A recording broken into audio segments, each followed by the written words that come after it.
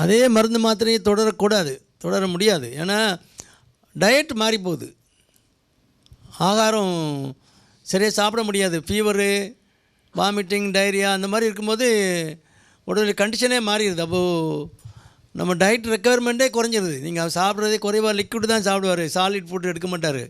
அப்போ ஆட்டோமேட்டிக்காக நீங்கள் எல்லாமே டவுன் பண்ணணும், அந்த டோசேஜ் எல்லாமே குறைக்க வேண்டியிருக்கும். இன்சுலின் 25 யூனிட் போடுறாருன்னா 15 யூனிட் 10 யூனிட் அப்படி தான் போட வேண்டியிருக்கும். ஆனால் சில சமயங்களில் ஹை ஃபீவரு, யூரினரி இன்ஃபெக்ஷன், அந்த மாதிரி இன்சுலின் எதிர்ப்புத்தன்மையை கூட்ட மாதிரி ஒரு கண்டிஷன்னா இன்சுலின் டோஸை கூட்ட வேண்டியிருக்கும், டபுள் ஆக்க வேண்டியிருக்கலாம். அதனால் இட் வேரிஸ், அந்த கண்டிஷனுக்கு தகுந்த மாதிரி மாறும். சாதாரண ஃபீவரு ஒன்றும் சாப்பிட முடியல, வைரல் ஃபீவர் அந்த மாதிரினா குறைக்க வேண்டியிருக்கும்.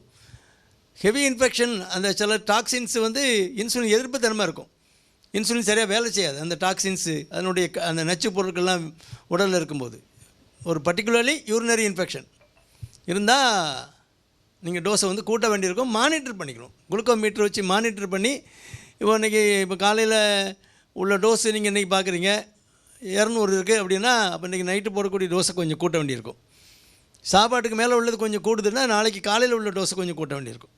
அந்த மாதிரி நீங்கள் டாக்டருடைய அட்வைஸ் வச்சு மானிட்டர் பண்ணி டோஸை கூட்டவோ குறைக்கவோ செய்ய வேண்டியிருக்கும். அதே டோஸில் போட முடியாது, அதை கம்ப்ளீட்டாக நிறுத்தவும் கூடாது. ஒன்றும் நீங்கள் வெளியில் டெஸ்ட்லாம் பண்ண முடியலன்னா பாதி டோஸ் போடுங்க, ஒன்றும் பிரச்சனை இல்லை. வாமிட்டிங் இருக்குது, சரியாக சாப்பிட முடியலன்னா அரை டோஸாக மாற்றிக்கோங்க, ஒன்றும் தப்பு இல்லை.